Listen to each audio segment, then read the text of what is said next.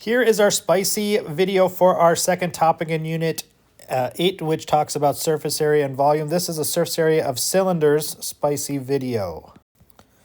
We will be in the upper right-hand corner of your note sheet. This is where you'll want to write down your notes, especially for the formula portion, and then some worked examples.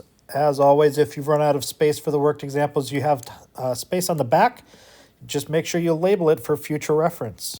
Now, here is our picture of a cylinder. Remember, we have two circular bases, one on top, one on bottom. And then we have this outside portion that if I cut it and lay it flat, becomes a rectangle. Now, here is what the formula sheet for the MCAs looks like for the surface area portion.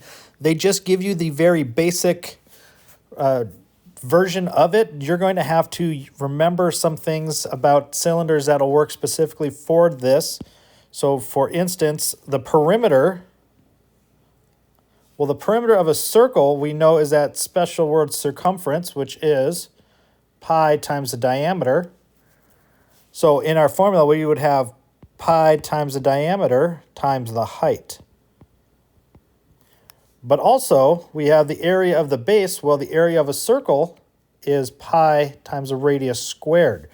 So we would change the plus 2b to be plus 2 times pi times the radius squared.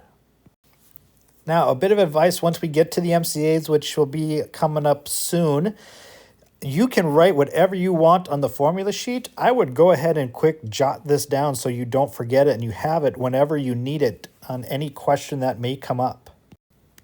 So here's our first example. We're going to find the surface area of this cylinder that has a height of 4 meters and a radius of 2 meters.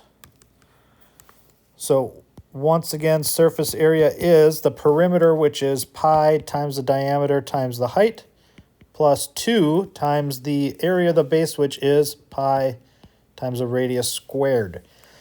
So our diameter is double our radius, so we have pi times 4, because 2 squared is 4, or 2 doubled is 4, I should say. And then our height is 4, plus 2 times pi, and then our radius is 2, and we're going to square that. Simplifying this down before I head off to the calculator, 2 squared I know is 4, and 4 times 4 is 16. So I've got 16 pi plus 4 times 2 is 8, so 8 pi, which after I type into the calculator 16 pi plus 8 pi gives me 75.398, and then a bunch of numbers if I'm using that calculator. If you don't remember how to switch the modes so that you get the decimal answer instead of the pi answer, just let me know and I'll remind you. So in this question, we are asked to round to the nearest hundredth. So I'm going to look at this thousand spot, and that's going to tell me to round up.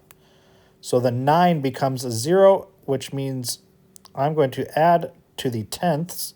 So this becomes 75.40, so 40 hundredths.